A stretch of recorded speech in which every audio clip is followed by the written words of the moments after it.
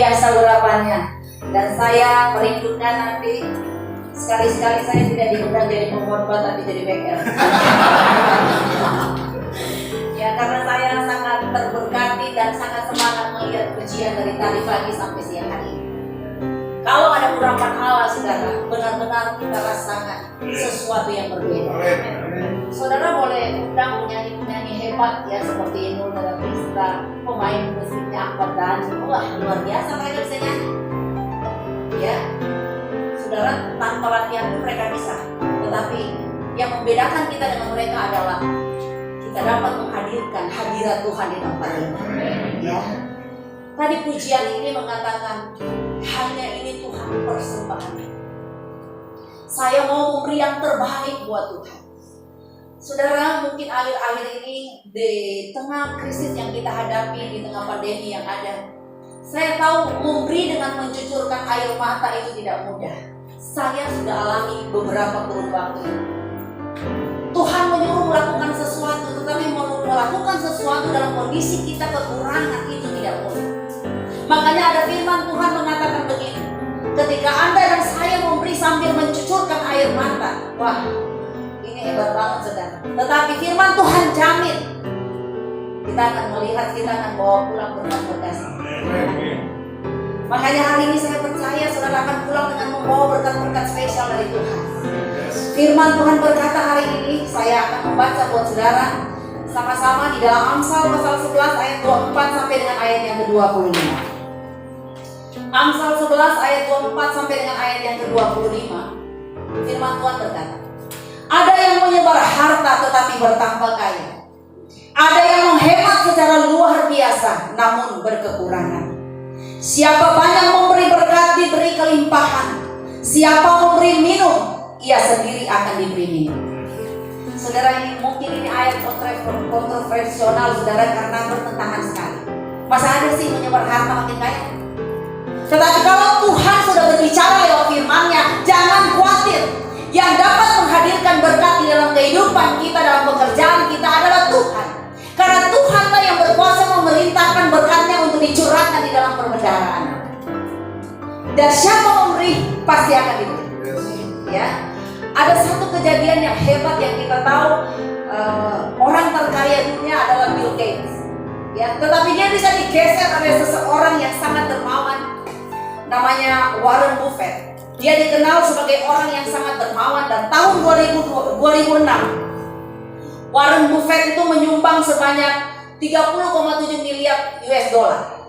Dan ini satu sumbangan amal yang sangat fantastis ya, karena ini setara dengan 300 triliun. Ya, saudara, saya tidak pernah melihat 300 triliun, tapi saya percaya itu ada. Amin. Saya tidak pernah pegang, tapi saya percaya. Walaupun saya tidak pernah pegang, tapi itu ada. Betul? Ada yang di sini ada pegang 300 triliun? Ya, tolong perpuluhannya 10% perpuluhan. Dan Warren Buffett ya, dia menyumbang itu di Gates Foundation yang bergerak dalam bidang sosial dan kesehatan. Dan jumlah sumbangan amal yang sangat besar ini ya tercatat sebagai sumbangan terbesar dalam sejarah dunia. Ya. Tetapi aneh sekali, menyumbang sedemikian besar itu justru Warren Buffett itu naik pangkat yang hebat ya, menjadi seorang yang terkaya dunia pada tahun 2008.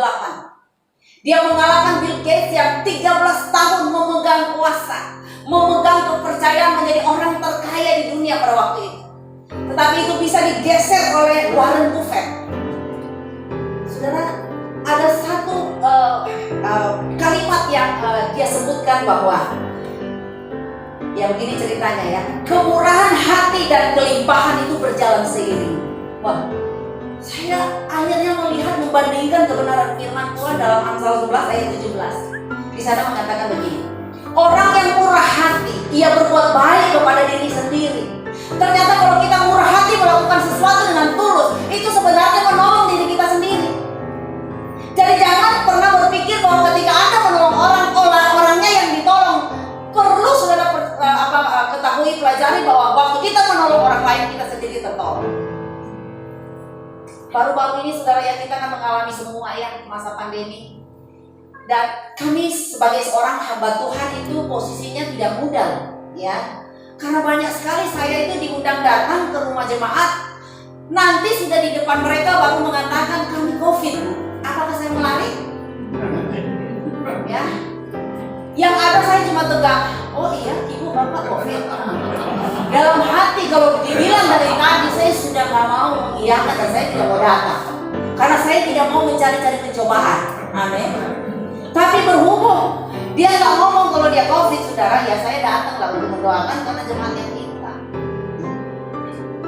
Sempat juga saudara ya, suami saya kan omanya meninggal ya, jadi pulang ke Manado. Jadi semua urusan di gereja saya yang take over. Ada saat juga begini, saya ditunggu di rumah sakit, mau cepat datang karena jemaat meninggal, ya, dan ternyata meninggal karena COVID. Jadi ibu harus mendoakan jenazahnya di kamar mayat.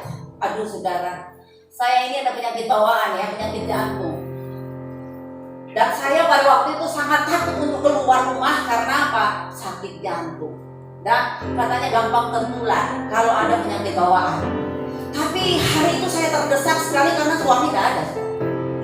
Dan saya pergi dalam nama Tuhan Yesus Kristus. Saya bilang kalau pendetanya takut, masa jemaat yang jadi garis depan kan aneh, ya. Masa saya suruh jemaat kamu aja, loh. Di mana khotbah-khotbahnya jangan takut Tuhan beserta, ya. Akhirnya saya pergi ke rumah sakit Jemur, ya, rumah sakit Islam Jemur. Saya pergi terus dokter bilang, ayo cepat ganti pakai baju APD. Ya, saya udah pakai dari ujung rambut sampai telapak kaki dibungkus dan. Saya masuk di kamar mayat, saya kaget saudara, saya bilang Tuhan mayatnya itu tidak dibungkus dengan plastik, pokoknya masih mentah begitu taruh di peti dus. Saya sampai tolak-tolak gitu ya, kan cuma saya sama dokter sama ada satu keluarga. Saya bilang ya Tuhan bagaimana ini, saya nggak mau lama-lama di kamar ini merinding saudara ya. Saya berdoa dalam hati, Tuhan saya datang di kamar mayat ini bukan cari-cari pencobaan loh, tapi tanggung jawab saya sebagai hamba Tuhan untuk menyerahkan jenazah ini kepada Tuhan. Sudah gitu saudara, saya omongin sama dokter, ibu nanti di belakang ambulans ya, karena nanti di Keputi ibu juga yang akan pimpin. Ya sudah, selesai pimpin di Keputi saudara, anak satu-satunya yang meninggal itu, dia sedih, dia nangis dan dia datang ke mobilku dan dia bilang, Bu tolong doakan saya nggak kuat. Saya pelus-pelus dia, saya sapu air matanya dan saya bilang, you must be strong, kamu harus kuat, kamu tidak sendirian, ada Tuhan. Akhirnya saya doakan, selesai, ya sudah kita bubar. Sorenya anak ini bilang, Bu ternyata saya juga COVID. Haleluya. Rasanya sesak napas loh saudara. Namanya kekuatan pikiran itu penting sekali loh saudara. Akhirnya saya dengan kekuatan senjata Allah saya bilang, Tuhan pernah ngomong ya, mau makan yang beracun aja kita nggak mati ya. Bukan saya tidak takut ya dengan kondisi ini, pendeta juga ada takutnya, ada khawatirnya ya. Tetapi hari ini saya mendeklarasikan saya tidak akan tertular. Karena saya datang di tempat itu tujuannya baik, bukan cari pencobaan ya. Saya datang di tempat itu untuk menjalankan tugas tanggung jawab saya di hadapan Tuhan sebagai hamba Tuhan. Saudara, walaupun saya hamba Tuhan, saya juga berjaga loh ya. 14 hari saya mau memeriksakan diri ke dokter, 14 hari itu saya benar-benar ya jaga kesehatan dan sebagainya. Saya di PCR, di antigen, dan selalu hasilnya tidak ada penyakit apapun. Tepuk tangan buat Tuhan ya. Ternyata saudara, memang kan penyakit ini misterius, tapi ingatlah kalau itu tidak seizin Tuhan tidak akan pernah tertular dalam hidup kita ya. Percayalah semua yang di ruangan ini benar-benar spesial di mata Tuhan, karena semua sehat walafiat diberkati oleh Tuhan. Kantongnya gimana Bu? Sehat-sehat semua kantongnya? Atau mengalami kantong kering? Ya. Saya percaya apa yang tidak bisa diisi di dompetmu, Tuhanlah yang mengisinya. Percayalah bahwa Tuhan menyediakan benih bagi si penabur. Kenapa saya bersemangat sekali mengkorbankan firman Tuhan ini? Ada yang menyebar harta tetapi bertambah kaya. Saudara, hari ini saya mau tanya, apakah saudara orang kaya? Yakin? Berapa rumahmu?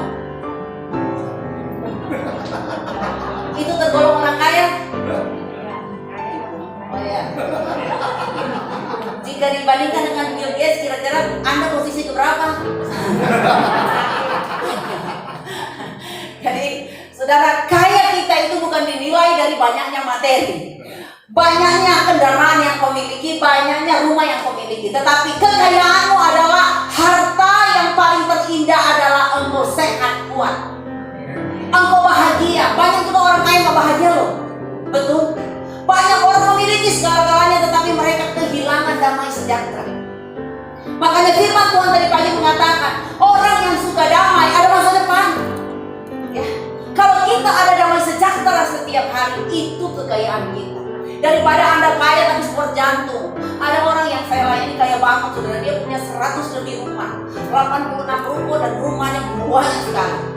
Tetapi setiap kali dia bepergian harus didampingi sama marinir, saudara. Karena apa? Sudah 11 kali mobilnya ditembak. Haleluya. Hidup gak nyaman, saudara. Beda kalau kita ya, wah nyaman saja, saudara. Apanya yang mau diambil dalam hidup saya? Ya, apanya yang mau diambil dalam hidup saudara? Kecuali Anda itu berada di bawahnya Bill Gates. Haleluya. Makanya tenanglah hai jiwa kita semua, ketika kita bepergian, kita aman dalam perlindungan Tuhan. Jadi jangan pernah bandingkan dirimu dengan orang lain. Kenapa kok sana jantungnya tinggi, kok kenapa bulu matanya tetap membahana, kok saya enggak? Ya, bersyukur saudara, karena sesungguhnya apa yang kau miliki hari ini itu karena anugerah Tuhan. Kalau kau suka bandingkan hidupmu dengan orang lain, saya percaya kau akan sesak napas. Ya, karena ternyata saudara, hidup ini memang kalau kita memilih untuk selalu banding-bandingkan, tidak ada damai sejahtera. Tapi kalau kita memilih bersyukur kepada Tuhan, wah, saya percaya hari lepas hari yang kita lalui penuh dengan berkat Allah. Saudara, saya tadi pagi bersaksi begini. Barusan loh saudara, jangan iri ya. Barusan saya ini hari apa? Jumat ya. Saya diundang ke bank, ya. Dan saya diminta untuk tanda tangan karena saya dihadiahkan rumah 4 kamar. Haleluya. Gratis tanpa KPR. Haleluya. Saudara, ini anugerah Tuhan dan saya bingung, saya benar kan dikasih ke saya? Ya, benar Bu, karena ini sudah nasabah kami 3 tahun yang lalu. Ya, saat itu berdoa untuk suamiku dan suamiku sembuh. Disitulah kami nasabah sama Tuhan bahwa berkat rumah ini kami akan berikan ke ibu.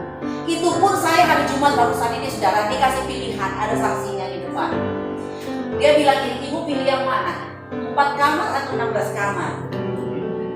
Saya bilang kalau 16 kamar saya bisa.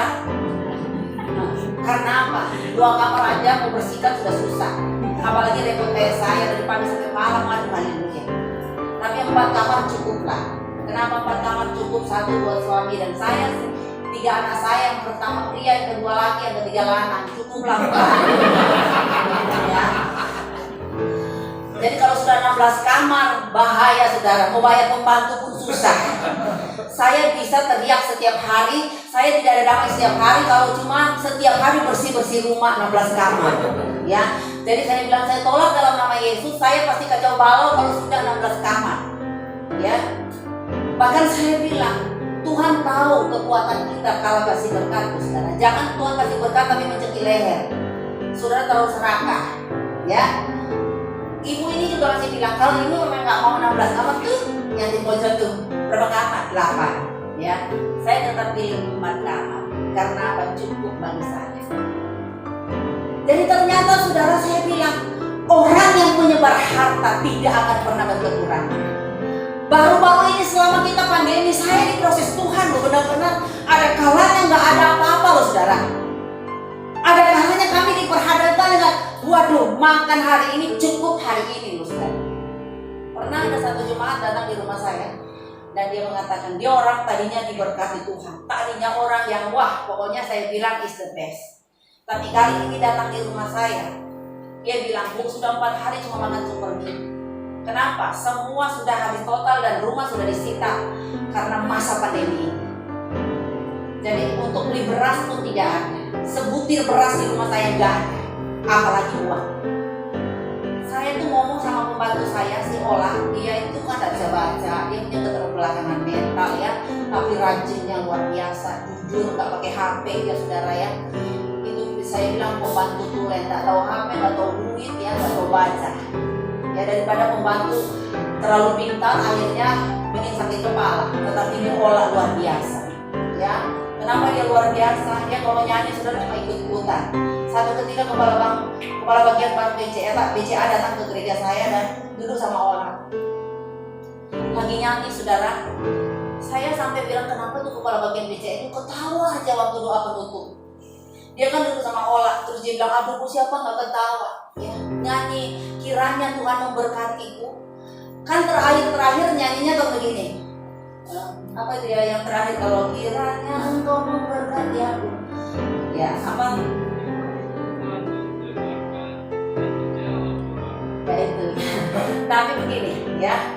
Yang paling terakhir, kiranya coba nyanyi itu yang terakhir. Sehingga kesakitan tidak menimpa aku. Tapi pembantuku nyanyi begini.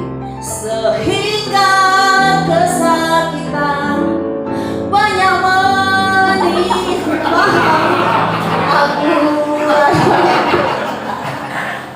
Ya, dia nggak ngerti sudah, tapi dia bilang apa? Sehingga kesakitan banyak menimpa aku. Nah, Cimola ini saudara, waktu jemaat saya datang dan mengatakan tidak ada beras, saya ngomong begini, lah tolong semua beras di dapur di ember kasih orang ini. Dengan polosnya dia bilang gini di ruangan tamu, terus kita makan apa? Itu terakhir sekali, katanya gitu. Sudahlah, kita gampang. Terus kita gak makan nih, ada orangnya loh. Ya akhirnya saya bilang maaf, aku berdua on. Ya, akhirnya dia bawa ke ruangan tamu. Dan apa yang terjadi saudara? Waktu dia bawa, dia bilang gini ke orangnya, kok enak kamu? Saya sampai sapu dada, saya bilang, sorry aku memang begitu orangnya, dia takut kekurangan. Sudah. Waktu sudah mau keluar pagar, Tuhan juga bilang, kasih gula dan kasih kecap. Saya lagi ngomong, lah tolong kasih gula dan kasih kecap. Waduh, dia sudah ya akhirnya bawa di mobil. Terus saya bilang, lah mami nanti pulang sore ya karena masih mau pelayanan. Ya sudah. Saudara, jam 4 sore pembantu saya yang satu telepon, mami ini ada tamu bawa beras. Saya tanya siapa orangnya, terus ditanya lah siapa pak namanya. Si bapak ini bilang gak penting siapa saya, tapi saya tergerak memberi beras di tempat ini. Saudara tahu, waktu saya pulang rumah Ola tingkat dan dia bilang ini, mami ada beras 4 karung, terus ada gula 1 dos 12 kilo, terus ada kecap 1 dos 24 botol. Saya sudah bilang, itu kan lah, coba kalau kamu tahan berkat tadi pagi kamu gak dapat sebanyak ini. Iya ya, bodoh lah ini ya. Saya bilang memang kau bodoh. Haleluya. Saudara, kadang-kadang kita mengukur Tuhan karena kekurangan kita, mengukur Tuhan karena keterbatasan kita. Coba kalau saya ikuti apa Ola, ya apa kata Ola, nanti kita nggak bisa makan sore-sore. Tapi ternyata saya lihat pelipat gandaan berkat terjadi saat kita memberi dengan mencucurkan air mata. Boleh tepuk tangan? Haleluya. Saya percaya yang memberi tidak akan pernah berkekurangan. Jangan ada yang berdoa. Saya paling takut kalau WL di belakang saya berdoa dengan suara nubuatan, terus WL-nya ngomong, hai hambaku, jualah seluruh milikmu dan bawa kepada papaku. Waduh, bahaya saudara. Waduh, bahaya. Saya bisa nangis hongkong juga. Mungkin saya mentengking 100 kali kalau ini saudara ya.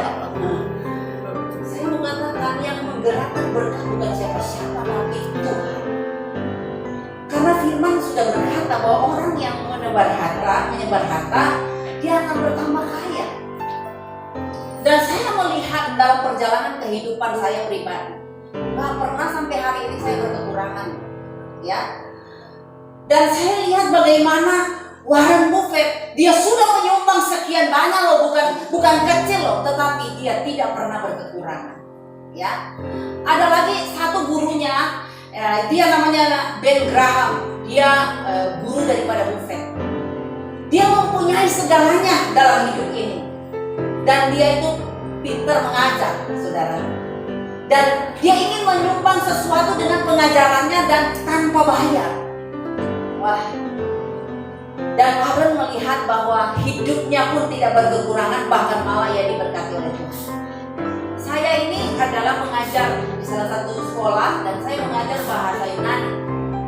Setiap kali saya diutus mengajar di Manado, saudara, jangankan dibayar untuk saya ngajar, tiket PP aja saya yang bayar, dan sampai ke mahasiswa saya masih memberikan souvenir.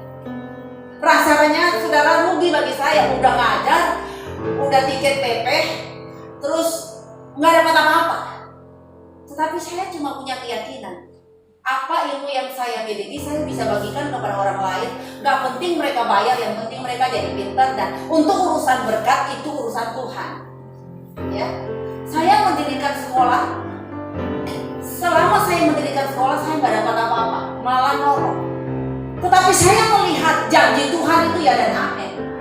Saya tidak pernah dibayar sama sekolah, tetapi ketika dibayar oleh Tuhan, wah benar-benar mujizat itu nyata. Mana ada saudara di masa corona seperti ini ada orang yang bangun rumah 4 kamar, saudara, nggak ada. Dan itu semua saya dapat dari apa? Ya mungkin salah satunya ngajar nggak dibayar. Ya, Anda melakukan sesuatu tidak dilihat oleh manusia, tapi dilihat oleh Tuhan. Makanya jangan takut untuk memberi. Jangan takut melakukan sesuatu buat Tuhan.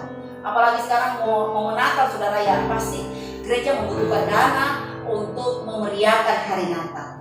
Saudara jangan berpikir duit lagi. Saudara, kalau Anda kelebihan berkat, apa salahnya? Kelebihan yang Anda miliki bukan sekedar Anda rasa sendiri, nikmati sendiri, tapi kelebihanmu adalah untuk orang lain. Amin. Dan percayalah, ketika kau melakukan sesuatu dengan tulus hati, maka Tuhan akan mencurahkan berkat-berkat kejutan dalam hidup saudara. Kira-kira yang kepingin dapat berkat kejutan, silakan angkat tangan. Ya, semua pingin ya. Ini moro-moro dapat apa mobil, moro-moro dapat anak mantu yang kaya, dapat jodoh yang kaya, haleluya. Ya, udah kaya lagi, waduh, anak tunggal lagi, terus orang tuanya lagi di ICU. Coba ya. Tapi saya mengatakan selalu ada bonus bagi orang-orang yang suka memberi.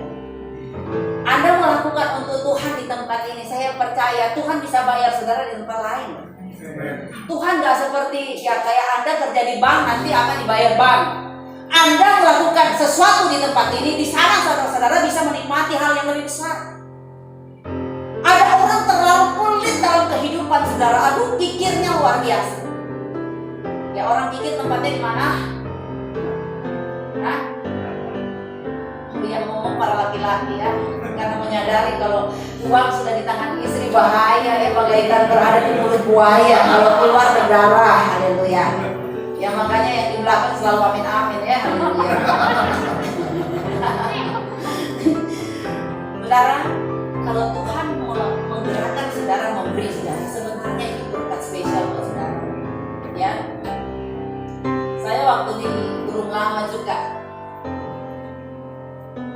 Ya suami saya itu juga masih di Manado ya, karena oma meninggal. Tiba-tiba jam 2 pagi nih, saya baru pimpin acara ini kedukaan jenazah yang di Keputi. Tiba-tiba ditelepon jam 2 pagi, Ibu, saya punya badan udah bengkak semua, boleh Bu datang? Oh ya boleh. Singkat cerita saya datang saudara. Sampai di sana memang saya lihat ibu ini udah bengkak semua. Saya bawa dia ke rumah sakit Siti Hajar. Sampai di sana saudara, dokter bilang begini, yang pasien mana? Ini pasiennya belok kanan, terus yang pengantar belok kiri. Ya saya tunggu aja, ada apa ya, saya disuruh belok kiri. Tiba-tiba dokter datang, saya bilang, dok, saya disuruh belok kiri apa dok? Untuk apa? Tolong bayar semua pendaftaran, semua biaya dokter dan PCR. Waduh, saudara, ini saya bilang memberi dalam kekurangan tidak mudah. Hah? Apa dok? Iya, selesaikan dulu dok pendaftaran, resep dan semua obat. Dan ini ada obat-obat yang tidak ada di rumah sakit, ibu cari malam ini. Aduh ajaib saudara ya. Bukan perpisahan yang kutangisi tapi pengeluaran saudara. Akhirnya saya telepon anak saya, Devon, mami di rumah sakit mengantar jemaah. SPP-mu tolong dipinjam dulu ya. Tapi untung gak ya, saya waktu telepon anak saya, malah anak saya bilang, gak apa-apa nih, bantu orang nih, berikan bubur nih, beli makanan nih, kasihan nih. Puji Tuhan ya. Ya akhirnya saudara, malam itu saya keliling apotik Sidoarjo. 4 apotik saya datangi, dapatnya di Krian saudara ya. Jam 3 subuh. Baru dapat di Krian saudara, dan saya bawa di rumah sakit. Setelah itu saudara, saya pulang ke rumah, saya masak. Setelah itu jaga rumah sakit 4 hari berturut-turut. Ya, rasanya mau pingsan. Siapa saya untuk dia gitu saudara. Tapi saya melihat Tuhan itu terlalu amat ajaib, luar biasa. Waktu bayar rumah sakit, aduh rasanya gemes loh saudara. Ya, saya bilang Tuhan cukup ya. Cincin pernikahan di Pegadaian sampai hari ini tidak tertebus. Haleluya. Terus ini lagi mau apa lagi mau digadaikan ya. Tetapi Tuhan itu selalu tahu ya. Tidak tahunya saudara, beberapa hari kemudian saya ditelepon sama Gembala Dorea Ministry dan mengatakan, Bu, kenapa katanya ibu nggak pernah angkat telepon?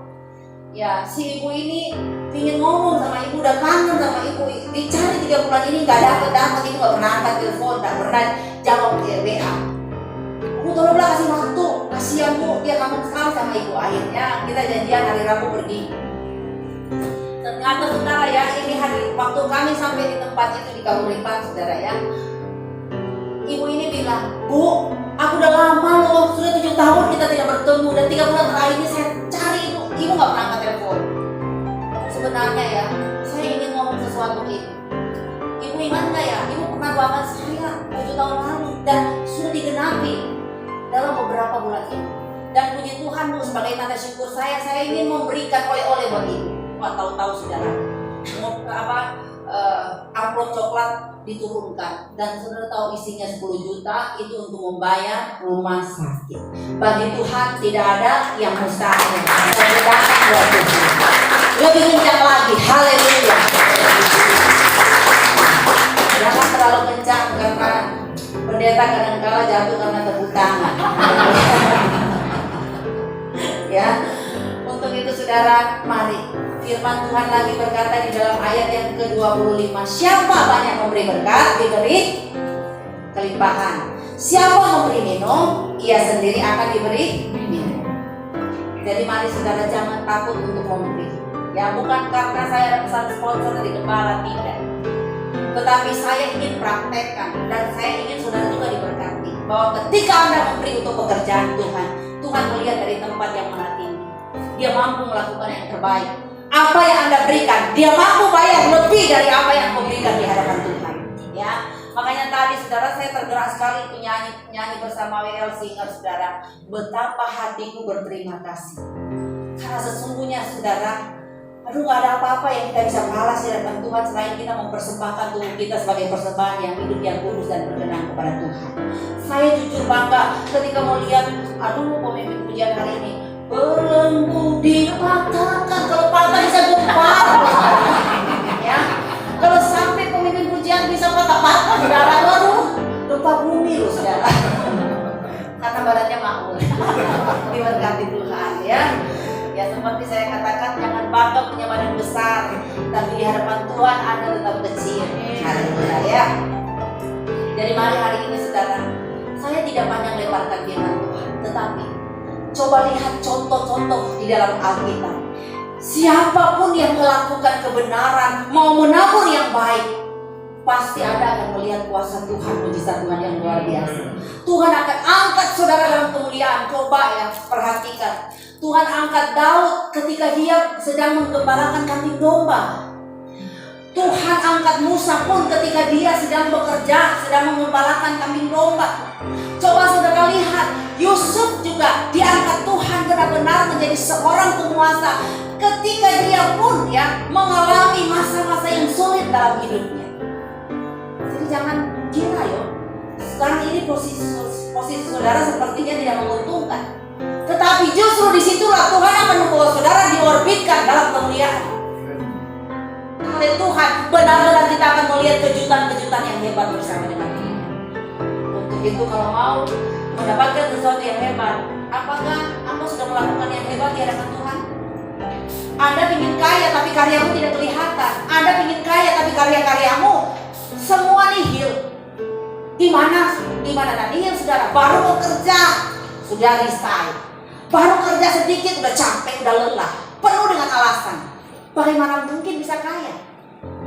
Saudara, banyak kali kehidupan kita teruji di saat-saat apa yang kita kerjakan kurang menyenangkan daging kita.